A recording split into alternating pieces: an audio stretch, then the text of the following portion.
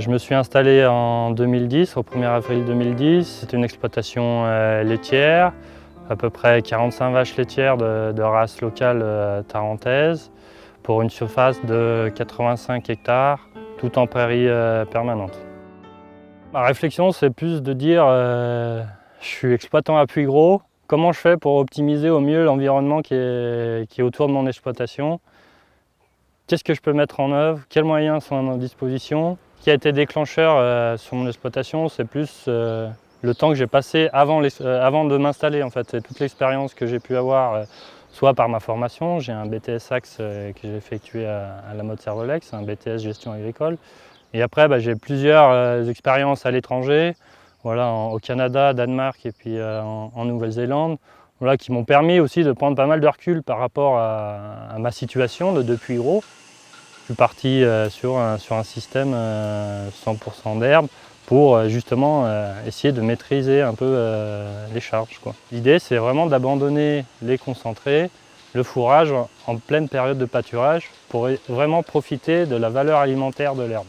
Pour avoir une gestion optimum de pâturage, il faut que les vaches elles aient faim. Il faut qu'elles aillent vraiment chercher l'herbe et pas qu'elles attendent, elles se couchent dans le pré dès qu'elles sont sorties. On avait beaucoup de refus sur nos prairies. J'avais le sentiment que voilà, c'était pas logique de passer ces machines sur les prairies, alors qu'on avait les vaches qui étaient là pour le faire.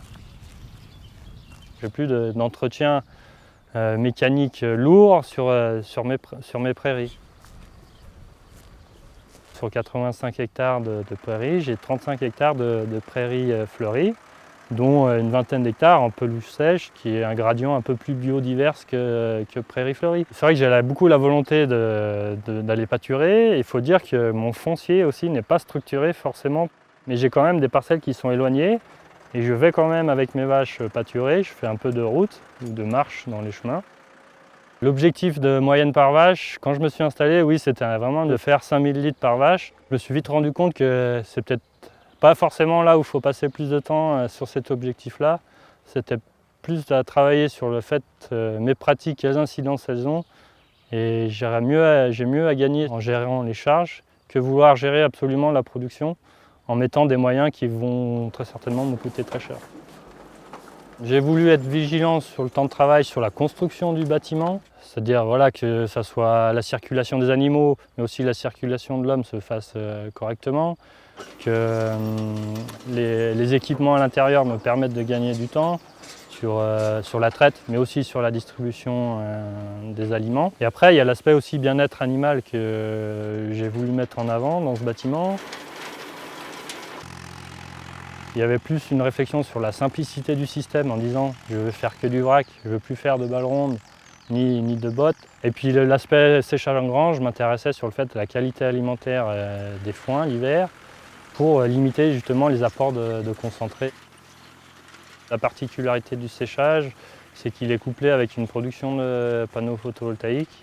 Donc c'est un projet qui a été mené en même temps que la construction du bâtiment, parallèlement à ça. Donc ça représente 650 mètres carrés de panneaux photovoltaïques sur le toit du bâtiment. Et dessous, voilà, on a le récupérateur d'air chaud. Concernant ma démarche, ce qui m'a manqué le plus, c'est vraiment d'aller chercher des informations pour être le plus au top au niveau technique. Il y a ce groupe Gasdar là, qui a permis de créer ces échanges. Et le fait d'aller pouvoir aller à l'extérieur ou d'avoir quelqu'un qui vient d'extérieur et discuter avec soi permet voilà, de dire ouais, je pourrais changer ou je pourrais faire ça. J'ai beaucoup été accompagné par la Chambre d'agriculture. Déjà, avant mon installation et avant la construction du bâtiment, j'avais fait une étude pour dire quelle était l'incidence de la construction de ce bâtiment sur mon organisation en termes de gestion du pâturage, en termes de gestion de la fauche. J'ai un technicien chambre là, qui passe toutes les semaines pour mesurer l'herbe et avec lequel je peux échanger sur mes pratiques de pâturage et de fauche ou de fertilisation.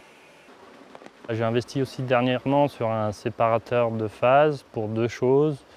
Deux choses parce que j'ai des logettes creuses, donc je me sers de l'extrait sec pour faire un matelas organique dans la logette qui est très confortable pour les animaux. Et deuxième chose, c'est pour pouvoir épandre du lisier, mais seulement les strass secs sur les zones un peu difficiles en proximité des maisons. Je suis satisfait de ce que je fais, quoi, du résultat de l'exploitation, de ce que je peux dégager, de la vision que je peux donner. Après, voilà, sur la vie privée aussi, parce que ça me permet aussi de me libérer du temps, d'avoir aujourd'hui un investissement bâtiment qui me permet, voilà, de me faire remplacer facilement, d'être optimum dans les temps de travail. Et c'est vrai qu'aujourd'hui, moi, j'ai pleinement la satisfaction d'être dans le bon créneau, d'être dans le bon sillage pour emmener mon exploitation sur le long terme et d'être capable de supporter les variations du prix du lait ou les variations climatiques. Cet outil-là qu'on appelle agroécologie ou triple performance, est-ce qu'on va pouvoir s'en servir pour défendre, voilà, l'agriculture de montagne, justifier des pratiques et pourquoi pas justifier aussi demain un prix du lait? Comment on va arriver à valoriser toutes ces pratiques?